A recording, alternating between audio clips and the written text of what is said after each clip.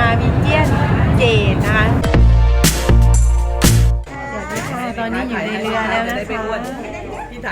ฝั่งนั้นจะเป็นหาดป่าตองนะคะ เป็นไงคะมาวันนี้ป๊อปครับดีครับข้างในโอโถงมากค่ะพี่อูวันนี้เรือสวยมากอลังการงานสร้างจ้าตรงนี้เหมือนล็อบบี้นะคะ เป็นพื้นที่ส่วนกลางเช็คอินโน่นนี่นั่นโคมไฟนะคะมาในรูปแบบเขาวงกตค่ะน่าจะเป็นเกียวขึ้นค่ะอ๋อเกียวขึ้นเหรอคะโอเค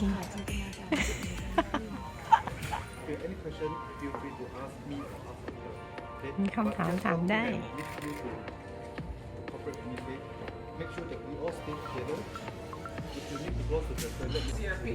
ใครมาเที่ยวแล้วลืมเอากล้องมาคะซื้อได้ค่ะ US ดอลลาร์นะถ้ามาที่นี่ก็มีรูปที่ระลึกให้นี่อยากได้รูปไหนก็มาเซฟจากในคอมนี้รูปของตัวเองในเรือแล้วก็จ่ายตังค์แล้วเอากลับบ้านได้เลยใครหลงทางค่ะหนึ่งในห้องอาหารที่เป็น complimentary นะคะ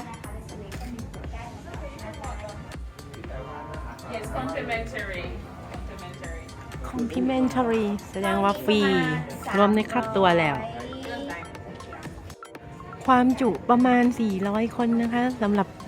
คนขนาดปกตินะคะพี่ลูกค้า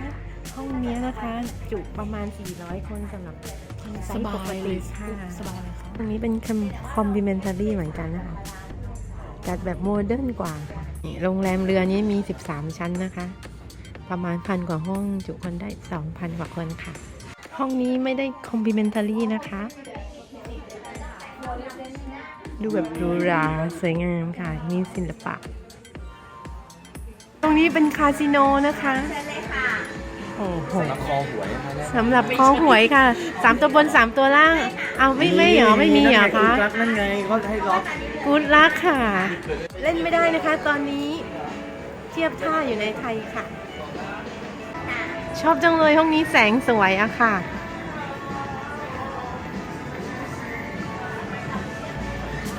พี่อูเล่นไม่ได้นะเขาเทียบท่าประเทศภูเก็ตไทยอยู่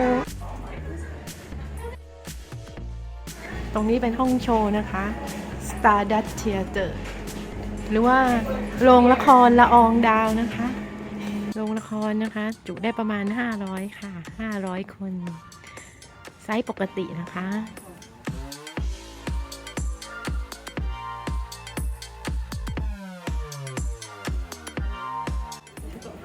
ร้านอาหารญี่ปุ่นนะคะซิกิบากะอันนี้เป็นห้องบาลโคนี่นะคะ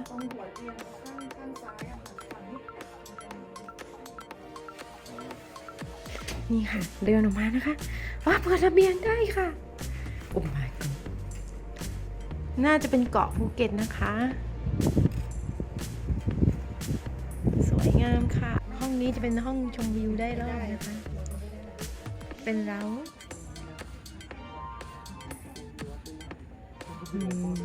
ดูได้รอบนะคะชมวิวได้รอบค่ะห้องนี้